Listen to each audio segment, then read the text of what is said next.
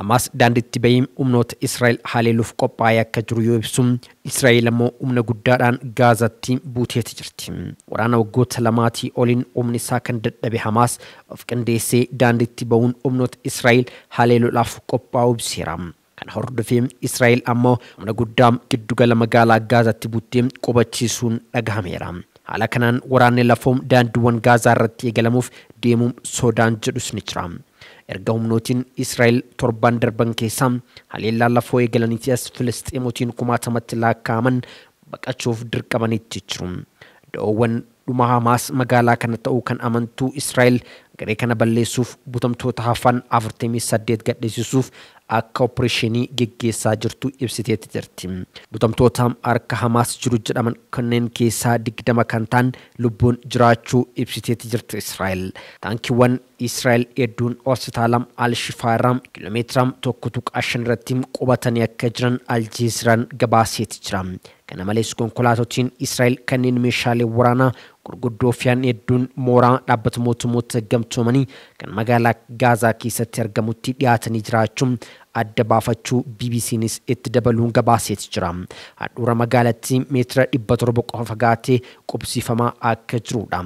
BBC'n qondaalota Hamas waabeeffachuudhaan akka balbaloomsetti loltootiin isaanii kumaatamatti lakkaa'aman akka Gaazatti seenan waamuu ibsuudhaan waliin dubbatanittis jiru jedheetti jira. Magaalaan uummanni hedduu keessa jiraatu keessatti waraanni lafoo ammaataan akka naga'u balaa marsaa biraa hordofsiisuu danda'a jechuun sodaa baay'ee uumuu isaas miidiyaaleen gabaasuu irratti argamu. Humni ittisaa Israa'el torbee darbee loltoota Hamas 3,000 ta'an Gaazaa keessa akka jiran tilmaamuun isaas ni yaadatama. Qondaalli Hamas ammoo loltoota 5,000 qabaachuu ibseeti jira. Erga waggaa lamaan dura waraanni Gaazaa eegalee gaazexeessootiin idil addunyaa akka gara seenne Israa'el kan dhorgite yogguu ta'u odeeffannoowwan achi ba'an dhugaa ta'uu fi mirkaneeffachuun ammas cimaa akka ta'udha maddeen oduudhaa kan addeessan. Miidiyaaleen Israa'el akka gabaasanitti humni ittisaa Israa'el konkolaattota waraanaa caccaban hojiin alataan keessaa boombii awwaaluun dagachiisee Hamas haleelaatti jiras jireetti jira. Haala kanaan iddoo da'oo Hamasii fi gamoowwan gareen kun keessa dhokatee jira jedhanii shakkan barbadeessuun akka itti fufanii fi doorsisaa fi akeekkachiisni Israa'el dhiyeenya kana kennaati jirtu ammoo Paalestaayinota kumaatamatti lakkaa'aman gara kibbaatti akka baqataniif dirqisiiseeti jira. Daandiin tokkittiin Al-Rashid jedhamu qofarraa kanneen imalan buqqaatotiin kunniin humni ittisaa Israa'el daandii kana qofa kan eeyyamedha. Erga baatii hagayaatii asii mootiin 321 ta'an gara kibbaatti baqachuu isaanii dhaabbanni mootummoota gamtoomanii ibseeti jira. Isaan Israa'el gama isaatiin lakkoofsi kun 640 ta'uu ibseeti jira.